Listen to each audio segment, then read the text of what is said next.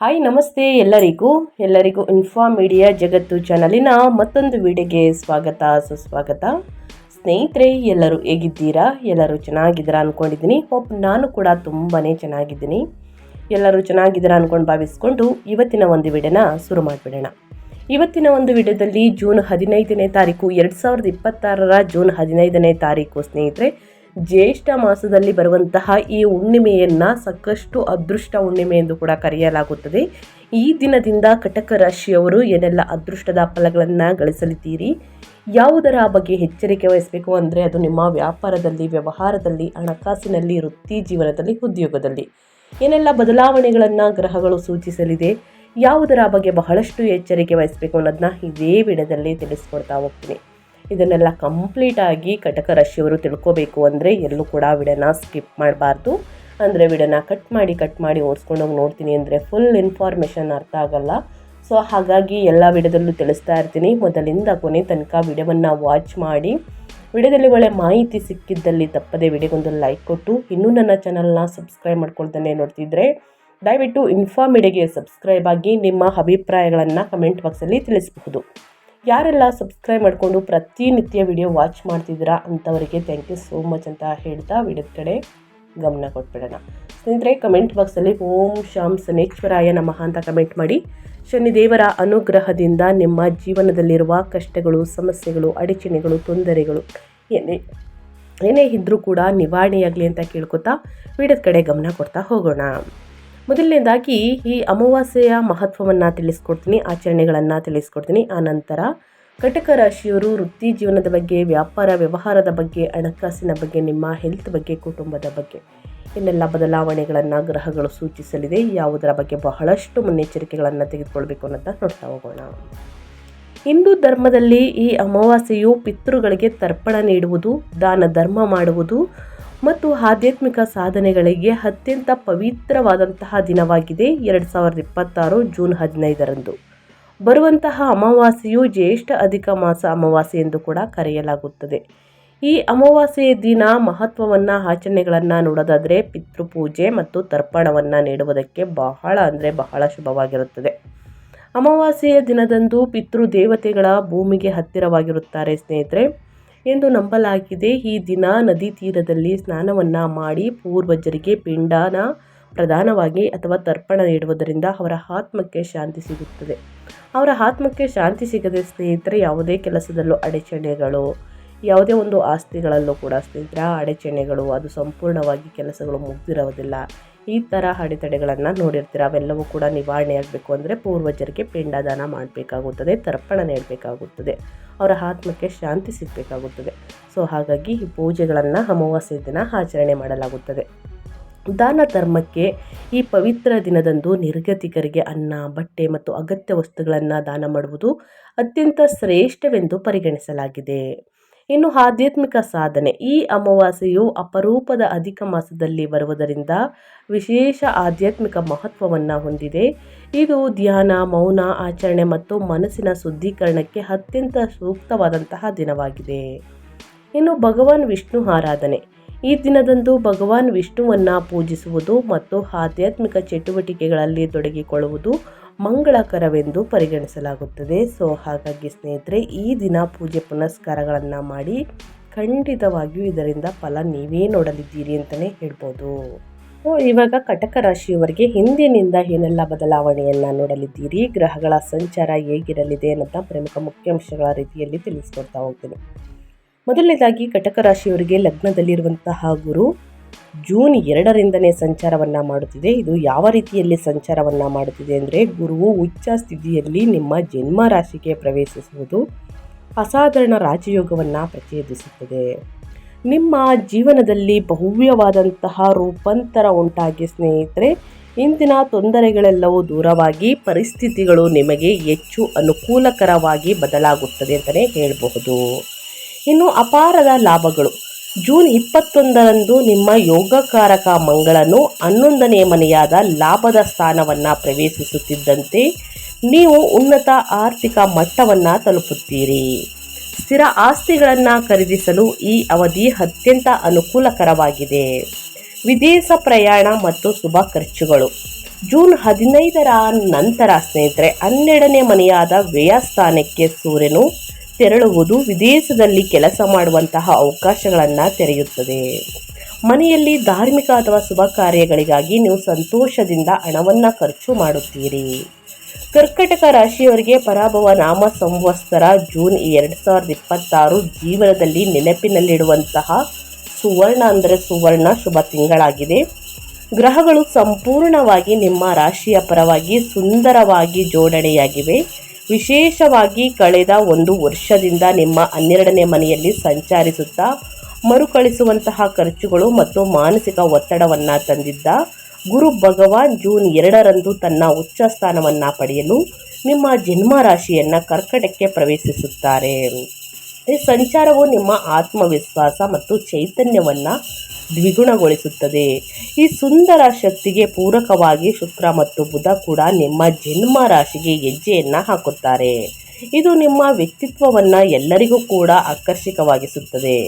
ಎಲ್ಲದಕ್ಕೂ ಕಿರೀಟವಿಟ್ಟಂತೆ ಜೂನ್ 21ರಂದು ಲಾಭದ ಸ್ಥಾನವಾದಂತಹ 11ನೇ ಮನೆಗೆ ಮಂಗಳನ ಪ್ರವೇಶವು ನಿಮ್ಮ ಆರ್ಥಿಕ ಕನಸುಗಳನ್ನು ಯಶಸ್ವಿಯಾಗಿ ಪೂರ್ಣಗೊಳಿಸಲಿದೆ ಅಂತಲೇ ಹೇಳಬಹುದು ಸ್ನೇಹಿತರೆ.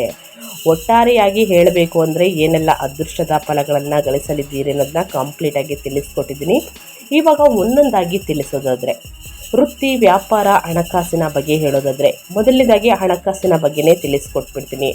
ನಿಮ್ಮ ಫೈನಾನ್ಸ್ ಬಗ್ಗೆ ಹೇಳೋದಾದರೆ ಏನೆಲ್ಲ ಬದಲಾವಣೆಯನ್ನು ನಿಮ್ಮ ಹಣಕಾಸಿನಲ್ಲಿ ನೋಡಲಿದ್ದೀರಿ ಅಂದರೆ ಏನೆಲ್ಲ ಖರೀದಿ ಮಾಡುವಂತಹ ಯೋಗ ಇದೆ ಅಂದರೆ ಆರ್ಥಿಕವಾಗಿ ಈ ತಿಂಗಳು ಹಿಮ್ಮಡಿ ಆಶೀರ್ವಾದಗಳನ್ನು ನೀಡುತ್ತದೆ. ಜೂನ್ 21ರಂದು ಮಂಗಳನು ಲಾಭದ ಸ್ಥಾನಕ್ಕೆ ಋಷಭಕ್ಕೆ ಕಾಲಿಡುವುದು ರಿಯಲ್ ಎಸ್ಟೇಟ್ ವ್ಯವಹಾರಗಳು, ಷೇರುಪೇಟೆ ಹೂಡಿಕೆಗಳು ಅಥವಾ ಇಂದಿನ ಆಸ್ತಿಗಳ ಮೌಲ್ಯವರ್ಧನೆಯ ಮೂಲಕ ಬೃಹತ್ ಆರ್ಥಿಕ ಒಳವನ್ನು ತರುತ್ತದೆ. ಮತ್ತೊಂದೆಡೆ ಜೂನ್ 15ರ ನಂತರ ನಿಮ್ಮ ಧನಾಧಿಪತಿಯಾದ ಸೂರ್ಯನು 12ನೇ ಮನೆಯಾದ ವ್ಯಯಸ್ಥಾನಕ್ಕೆ ಹೋಗುವುದು ಎಂದರೆ ಬರುವಂತಹ ಆದಾಯವನ್ನೆಲ್ಲ ನೀವು ಸಂಪೂರ್ಣವಾಗಿ ಉಳಿತಾಯ ಮಾಡಲು ಸಾಧ್ಯವಾಗದಿರಬಹುದು. ಬದಲಿಗೆ ಧಾರ್ಮಿಕ ಸಮಾರಂಭಗಳು, ಕೌಟುಂಬಿಕ ಕಾರ್ಯಕ್ರಮಗಳು ಅಥವಾ ದೂರದ ಪುಣ್ಯಕ್ಷೇತ್ರಗಳಿಗಾಗಿ ನೀವು ಸಂತೋಷದಿಂದ ಹಣವನ್ನು ಖರ್ಚು ಮಾಡುತ್ತೀರಿ. ಈ ಖರ್ಚುಗಳು ನಿಮಗೆ ಯಾವುದೇ ಹೊರೆಯನ್ನು ನೀಡುವುದಿಲ್ಲ, ಬದಲಿಗೆ ಅವು ಆಳವಾದಂತಹ ಸಂತೋಷ ಮತ್ತು ತೃಪ್ತಿಯನ್ನು ತರುತ್ತದೆ. ಸ್ನೇಹಿತರೆ, ಹಣಕಾಸಿನ ವಿಚಾರದಲ್ಲಿ ಏನೆಲ್ಲ ಬದಲಾವಣೆಯನ್ನು ನೋಡಲಿದ್ದೀರಿ ಕಟಕ ರಾಶಿಯವರು ಅನ್ನೋದನ್ನ ತಿಳಿಸ್ಕೊಟ್ಟಿದ್ದೀನಿ. ಇನ್ನು ನಿಮ್ಮ ಹೆಲ್ತ್ ಬಗ್ಗೆ ಮೊದಲನೇದಾಗಿ ನಿಮ್ಮ ಹೆಲ್ತ್ ಬಗ್ಗೆ ಹೇಳೋದಾದರೆ ಸ್ನೇಹಿತರೆ, ಅಮಾವಾಸ್ಯೆ ಹುಣ್ಣಿಮೆ ಸಮಯ ಬಂದಾಗ ಸ್ವಲ್ಪ ಹೊಟ್ಟೆ ನೋವು ಕಾಣಿಸ್ಕೊಳ್ಳುವಂತಹ ಚಾನ್ಸಸ್ ಕಟಕ ರಾಶಿಯವರಿಗೆ ಇರಲಿದೆ. ಆರೋಗ್ಯದ ವಿಷಯದಲ್ಲಿ ಕಳೆದ ಕೆಲವು ತಿಂಗಳುಗಳಲ್ಲಿದ್ದಂತಹ ನಿಮ್ಮನ್ನು ಕಾಡುತ್ತಿದ್ದಂತಹ ಕಾಯಿಲೆಗಳಿಗೆ ಸ್ವಲ್ಪವಾಗಿ ನಿರ್ಣಾಯಕವಾಗಿ ಶಾಶ್ವತ ಪರಿಹಾರ ಸಿಗಲಿದೆ ಅಂತಲೇ ಹೇಳಬಹುದು. ಮುಂದಿನ ದಿನಗಳಲ್ಲಿ ನಿಮ್ಮ ಜನ್ಮ ರಾಶಿಯಲ್ಲಿರುವಂತಹ ಉಚ್ಚ ಗುರುವು ದೈವಿಕ ರಕ್ಷಣಾ ಕವಚವಾಗಿ ಕಾರ್ಯನಿರ್ವಹಿಸುತ್ತಾರೆ. ನಿಮ್ಮ ರೋಗ ನಿರೋಧಕ ಶಕ್ತಿಯು ಅದ್ಭುತವಾಗಿ ವೃದ್ಧಿಯಾಗುತ್ತದೆ ಮತ್ತು ನಿಮ್ಮ ಮುಖದಲ್ಲಿ ವಿಶಿಷ್ಟವಾದಂತಹ ಕಾಂತಿಯುತ ಹೊಳಪು ಗೋಚರಿಸುತ್ತದೆ ಅಂತಲೇ ಹೇಳಬಹುದು. ಇನ್ನು ಜೂನ್ 15ರ ನಂತರ 12ನೇ ಮನೆಯ ಸೂರ್ಯನ ಸಂಚಾರದಿಂದ ಉಂಟಾಗುವಂತಹ ಕಣ್ಣಿನ ಆಯಾಸ ಅಥವಾ ತಾತ್ಕಾಲಿಕ ನಿದ್ರೆಯ ವ್ಯತ್ಯಾಸಗಳನ್ನು ಹೊರತುಪಡಿಸಿ ಯಾವುದೇ ಪ್ರಮುಖ ಆರೋಗ್ಯ ಸಮಸ್ಯೆಗಳು ನಿಮ್ಮ ಹತ್ತಿರ ಸುಳಿಯುವುದಿಲ್ಲ. ನಿಮ್ಮ ದಿನಚರಿಯಲ್ಲಿ ನಿಯಮಿತ ಯೋಗ ಅಥವಾ ಧ್ಯಾನವನ್ನು ಅಳವಡಿಸಿಕೊಳ್ಳುವುದು ಸಂಪೂರ್ಣ ಮಾನಸಿಕ ಪ್ರಶಾಂತತೆಯನ್ನು ಕಾಯ್ದುಕೊಳ್ಳಲು ಸಹಾಯವನ್ನು ಮಾಡುತ್ತದೆ. ಪ್ರತಿದಿನ ಸಣ್ಣ ಪುಟ್ಟ ಯೋಗ, ಧ್ಯಾನ, ಮೆಡಿಟೇಷನನ್ನು ಮಾಡಿ ಉನ್ನತ ಆರೋಗ್ಯವನ್ನು ಖಂಡಿತವಾಗಿಯೂ ಪಡೆದುಕೊಳ್ಳಲಿದ್ದೀರಿ. ಇನ್ನು ಕುಟುಂಬ ಮತ್ತು ವೈಯಕ್ತಿಕ ಜೀವನದ ಬಗ್ಗೆ ಹೇಳೋದಾದರೆ ನಿಮ್ಮ ಕೌಟುಂಬಿಕ ಕ್ಷೇತ್ರವು ಅತ್ಯಂತ ಆನಂದಕರವಾಗಿ ಬದಲಾಗಲಿದೆ. ನಿಮ್ಮ ಜನ್ಮ ರಾಶಿಯಲ್ಲಿ ಉಚ್ಚ ಗುರು ಮತ್ತು ಶುಕ್ರನ ಭವ್ಯವಾದ ಸಂಯೋಜನೆಯು ನಿಮ್ಮ ಸಂಗಾತಿಯೊಂದಿಗೆ ನಿಮ್ಮನ್ನು ಹೆಚ್ಚು ಹತ್ತಿರವಾಗಿಸುತ್ತದೆ. ನಿಮ್ಮ ಮಾತಿನಲ್ಲಿನ ಮಧುರತೆ ಮತ್ತು ಆತ್ಮೀಯತೆಯು ಕೂಡ ಸಂಬಂಧಿಕರು ಮತ್ತು ಸ್ನೇಹಿತರನ್ನು ಮಂತ್ರಮುಗ್ಧರನ್ನಾಗಿಸುತ್ತದೆ. ವಿವಾಹ ಸಂಬಂಧಗಳನ್ನು ಹುಡುಕುತ್ತಿರುವವರಿಗೆ ಗುರುವಿನ ಶುಭ ದೃಷ್ಟಿಯೊಂದಿಗೆ ಲಗ್ನದಲ್ಲಿನ ಮಂಗಳಕರ ಗ್ರಹಗಳ ಸಂಚಾರವು ವಿವಾಹವನ್ನು ನಿಶ್ಚಯಿಸಲು ಈ ತಿಂಗಳುಗಳನ್ನು ಅತ್ಯಂತ ಸೂಕ್ತವಾಗಿಸುತ್ತದೆ. ಸಂತಾನ ಪ್ರಾಪ್ತಿಗಾಗಿ ಹಂಬಲಿಸುತ್ತಿರುವಂತಹ ವಿವಾಹಿತ ದಂಪತಿಗಳಿಗೆ ಅದ್ಭುತ ಸುದ್ದಿ ಸಿಗಲಿದೆ. ಮನೆಯಲ್ಲಿ ಅತ್ಯಂತ ಪವಿತ್ರವಾದಂತಹ ಮತ್ತು ಸಂಭ್ರಮದ ವಾತಾವರಣ ನೆಲೆಸಲಿದೆ. ಒಟ್ಟಾರೆಯಾಗಿ ಹೇಳಬೇಕು ಅಂದರೆ ಮನೆಯಲ್ಲಿ ಸ್ನೇಹಿತರೆ ಶುಭ ಕಾರ್ಯಗಳು ನಡೆಯಲಿದೆ ಅಂತಲೇ ಹೇಳಬಹುದು. ಇನ್ನು ಅದೇ ರೀತಿ ವಿದ್ಯಾರ್ಥಿಗಳ ಬಗ್ಗೆ ಹೇಳೋದಾದರೆ ಅವರ ವಿದ್ಯಾಭ್ಯಾಸದಲ್ಲಿ ಏನೆಲ್ಲ ಬದಲಾವಣೆಗಳು ಕಂಡುಬರಬಹುದು ಅಂದರೆ, ವಿದ್ಯಾರ್ಥಿಗಳಿಗೆ ಇದು ಅಸಾಧಾರಣವಾದಂತಹ ಸಕಾರಾತ್ಮಕ ಅವಧಿಯಾಗಿದೆ. ವಿದ್ಯಾಕಾರಕನಾದ ಗುರುವು ನಿಮ್ಮ ಜನ್ಮ ರಾಶಿಯಲ್ಲಿ ಉಚ್ಚ ಸ್ಥಿತಿಯಲ್ಲಿ ಇರುವುದರಿಂದ ನಿಮ್ಮ ಗ್ರಹಣ ಸಾಮರ್ಥ್ಯ ಮತ್ತು ಏಕಾಗ್ರತೆ ಅದ್ಭುತವಾಗಿರುತ್ತದೆ. ಜೂನ್ 22ರಂದು ಬುಧನು ಕೂಡ ನಿಮ್ಮ ರಾಶಿಗೆ ಪ್ರವೇಶಿಸುವುದರಿಂದ ಸ್ಪರ್ಧಾತ್ಮಕ ಪರೀಕ್ಷೆಗಳಿಗೆ ಹಾಜರಾಗುವಂತಹ ಅಭ್ಯರ್ಥಿಗಳು ಉನ್ನತ ಶ್ರೇಣಿಗಳನ್ನು ಪಡೆಯುತ್ತಾರೆ. ಉನ್ನತ ವ್ಯಾಸಂಗಕ್ಕಾಗಿ ವಿದೇಶಕ್ಕೆ ಹೋಗುವ ಗುರಿ ಹೊಂದಿರುವವರು ಪ್ರಯತ್ನಗಳು ಸಂಪೂರ್ಣ ಯಶಸ್ಸನ್ನು ನೋಡಲಿದ್ದೀರಿ ಅಂತಲೇ ಹೇಳಬಹುದು. ಕಷ್ಟಪಟ್ಟು ಅಧ್ಯಯನದ ಕಡೆ ಗಮನ ಕೊಟ್ಟಿದ್ದಲ್ಲಿ ಉನ್ನತ ಫಲಿತಾಂಶವನ್ನು ಖಂಡಿತವಾಗಿಯೂ ಗಳಿಸಲಿದ್ದೀರಿ. ಇನ್ನು ಸ್ವತಂತ್ರ ವ್ಯಾಪಾರಸ್ಥರಿಗೆ ಗ್ರಹಗಳ ಸಂಪೂರ್ಣವಾಗಿ ಅನುಕೂಲಕರವಾಗಿ ಜೋಡಣೆಯಾಗಿವೆ. ಜೂನ್ 2ರಂದು ಉಚ್ಚ ಗುರುವು ನಿಮ್ಮ ಜನ್ಮ ರಾಶಿಗೆ ಪ್ರವೇಶಿಸಿ ನಿಮ್ಮ 7ನೇ ಮನೆಯಾದ ವ್ಯಾಪಾರ ಸ್ಥಾನವನ್ನು ನೇರವಾಗಿ ದೃಷ್ಟಿಸುವುದರಿಂದ ವ್ಯಾಪಾರ ಪಾಲುದಾರರೊಂದಿಗಿನ ದೀರ್ಘಕಾಲದ ವಿವಾದಗಳು ಅಥವಾ ಭಿನ್ನಾಭಿಪ್ರಾಯಗಳು ಮರೆಯಾಗಿ ನಿಮ್ಮ ಉದ್ಯಮವು ಹೆಚ್ಚು ಲಾಭದಾಯಕ ಹಾದಿಯಲ್ಲಿ ದೃಢವಾಗಿ ಸಾಗುತ್ತದೆ ಅಂತಲೇ ಹೇಳ್ಬೋದು ಕಟಕ ರಾಶಿಯವರಿಗೆ. ಇನ್ನು ಜೂನ್ 8ರ ನಂತರ ಸಾಕಷ್ಟು ಬದಲಾವಣೆಯನ್ನು ನೋಡಿರ್ತೀರ. ನಿಮ್ಮ ಲಾಭ ಮತ್ತು ಸುಖದ ಸ್ಥಾನದ ಅಧಿಪತಿಯಾದ ಶುಕ್ರನು ಜನ್ಮ ರಾಶಿಯಲ್ಲಿ ಗುರುವಿನೊಂದಿಗೆ ಸೇರಿಕೊಳ್ಳುತ್ತಾರೆ. ಇದು ಸೃಜನಶೀಲ ಕಲೆಗಳು, ಮನೋರಂಜನೆ, ಸೌಂದರ್ಯವರ್ಧಕಗಳು ಅಥವಾ ರೆಸ್ಟೋರೆಂಟ್ ಕ್ಷೇತ್ರದಲ್ಲಿ ಇರುವವರಿಗೆ ಗ್ರಾಹಕರ ದಟ್ಟಣೆಯನ್ನು ಗಣನೀಯವಾಗಿ ಹೆಚ್ಚಿಸಲಿದೆ. ನಿಮ್ಮ ಕಾರ್ಪೊರೇಟ್ ಬ್ರ್ಯಾಂಡ್ ಮೌಲ್ಯವು 10 ಪಟ್ಟು ಹೆಚ್ಚಾಗುತ್ತದೆ. ಹೊಸ ಬಂಡವಾಳವನ್ನು ಹೂಡಲು ಅಥವಾ ವಿಸ್ತರಣೆ ಯೋಜನೆಗಳನ್ನು ಕಾರ್ಯಗತಗೊಳಿಸಲು ಇದು ಹೇಳಿ ಮಾಡಿಸಿದ ತಿಂಗಳು ಅಂತಲೇ ಹೇಳಬಹುದು ವ್ಯಾಪಾರಸ್ಥರಿಗೆ.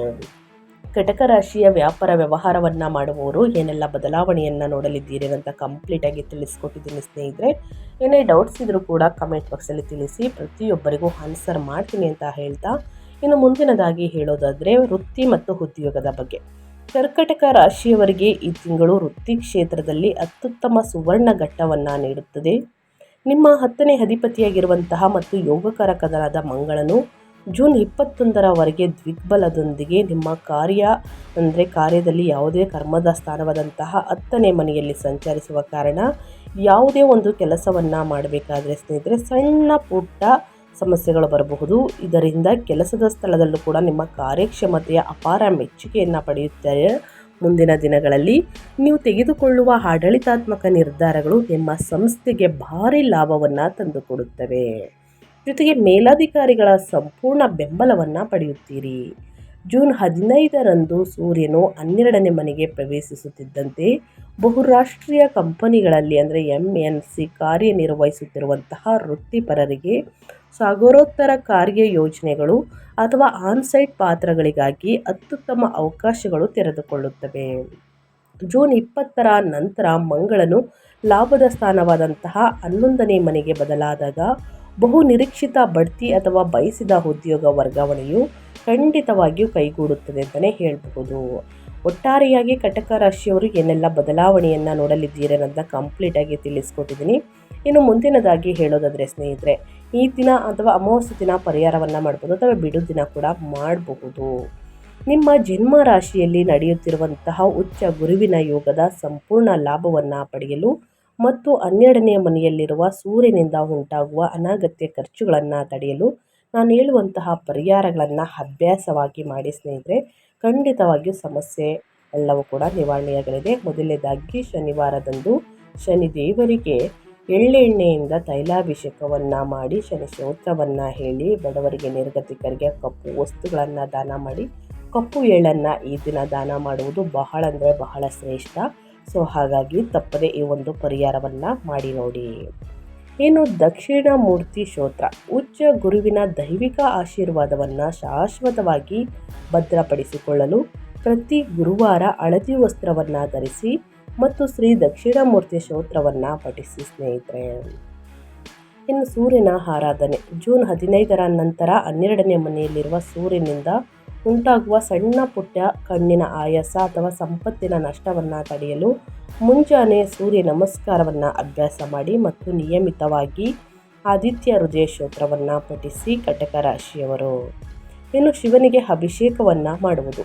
ಚಂದ್ರನು ನಿಮ್ಮ ಜನ್ಮ ರಾಶಿಯ ಅಧಿಪತಿಯಾಗಿರುವ ಕಾರಣ ನಿಮ್ಮ ಮನಸ್ಸನ್ನು ನಿಯಂತ್ರಿಸುವುದರಿಂದ ನಿಮ್ಮ ಜೀವನದ ಈ ಅತ್ಯಂತ ಯಶಸ್ವಿ ಹಂತದಲ್ಲಿ ಅಹಂಕಾರವು ತಲೆದೂರದಂತೆ ನೋಡಿಕೊಳ್ಳಲು ಪ್ರತಿ ಸೋಮವಾರ ಸ್ನೇಹಿತರೆ ಶಿವನ ದೇವಸ್ಥಾನದಲ್ಲಿ ಹಾಲು ಅಥವಾ ನೀರಿನಿಂದ ಅಭಿಷೇಕವನ್ನು ಮಾಡಿಸಿ ಕಷ್ಟ ಸಮಸ್ಯೆ ಅಡಚಣೆಗಳು ನಿವಾರಣೆಯಾಗಲಿದೆ. ಈ ದಿನ ಮಾಡೋದಕ್ಕೆ ಆಗಲಿಲ್ಲ ಅಂದರೆ ಜ್ಯೇಷ್ಠ ಅಮಾವಾಸ್ಯೆ ದಿನ ಅಂದರೆ ಜೂನ್ 15ನೇ ತಾರೀಕು ಅಮಾವಾಸ್ಯೆ ದಿನ ಮಾಡೋದಕ್ಕೆ ಆಗಲಿಲ್ಲ ಅಂತಂದರೆ ದಯವಿಟ್ಟು ಬಿಡುದಿನ ಕೂಡ ಮಾಡಬಹುದು. ಆದಷ್ಟು ಬಡವರಿಗೆ ನಿರ್ಗತಿಕರಿಗೆ ಬಟ್ಟೆ ದಾನ, ವಸ್ತ್ರದಾನ ಅಂದರೆ ಬಟ್ಟೆ ಅಂದರೆ ವಸ್ತ್ರದಾನವನ್ನು ಮಾಡುವುದು, ಅನ್ನದಾನ ಮಾಡುವುದು, ನಿಮ್ಮ ಕೈಯಲ್ಲಾದಷ್ಟು ಹಣ ಸಹಾಯವನ್ನು ಮಾಡುವುದು ಬಹಳ ಶ್ರೇಷ್ಠ. ಸೊ ಹಾಗಾಗಿ ಕಟಕ ರಾಶಿಯವರು ಅಂತಲ್ಲ, ಯಾರೆಲ್ಲ ವಿಡಿಯೋವನ್ನು ನೋಡ್ತಿದ್ದೀರಾ ದಯವಿಟ್ಟು ಈ ಸಣ್ಣ ಪುಟ್ಟ ಪರಿಹಾರಗಳನ್ನು ಮಾಡಿ ಅಂತ ಹೇಳ್ತಾ ನಾನು ವಿಡಿಯೋವನ್ನು ಎಂಡ್ ಮಾಡ್ತಾ ಇದ್ದೀನಿ. ಇವತ್ತಿನ ಒಂದು ವಿಡಿಯೋದಲ್ಲಿ ಸಂಪೂರ್ಣ ಮಾಹಿತಿ ಸಿಕ್ಕಿದ್ದಲ್ಲಿ ಕಟಕ ರಾಶಿಯವರಿಗೆ ಇನ್ನೂ ಕೂಡ ವಿಡಿಯೋಗೆ ಲೈಕ್ ಮಾಡಿಲ್ಲ ಅಂದರೆ ದಯವಿಟ್ಟು ಲೈಕ್ ಮಾಡಿ, ಸಬ್ಸ್ಕ್ರೈಬ್ ಆಗಿಲ್ಲ ಅಂದರೆ ಇನ್ಫಾರ್ಮೇಡಿಗೆ ಸಬ್ಸ್ಕ್ರೈಬ್ ಆದರೆ ಪ್ರತಿನಿತ್ಯ ಇದೇ ರೀತಿ ನಿಮ್ಮ ರಾಶಿ ಭವಿಷ್ಯವನ್ನು ತಿಳಿಸ್ಕೊಡ್ತಾ ಹೋಗ್ತೀನಿ. ಯಾರೆಲ್ಲ ಸಬ್ಸ್ಕ್ರೈಬ್ ಮಾಡ್ಕೊಂಡಿದ್ದೀರಾ ಅವರಿಗೆ ಮತ್ತೊಮ್ಮೆ ಥ್ಯಾಂಕ್ ಯು ಸೋ ಮಚ್ ಅಂತ ಹೇಳ್ತಾ ನಿಮಗೂ ಮತ್ತು ನಿಮ್ಮ ಕುಟುಂಬಕ್ಕೆ ತುಂಬಾ ಒಳ್ಳೆಯದಾಗಲಿ. ಮತ್ತೊಂದು ವಿಡಿಯೋ ಜೊತೆ ಮತ್ತೊಂದು ಹೊಸ ರಾಶಿ ಭವಿಷ್ಯದಲ್ಲಿ ಸಿಗ್ತೀನಿ. Thank you for watching.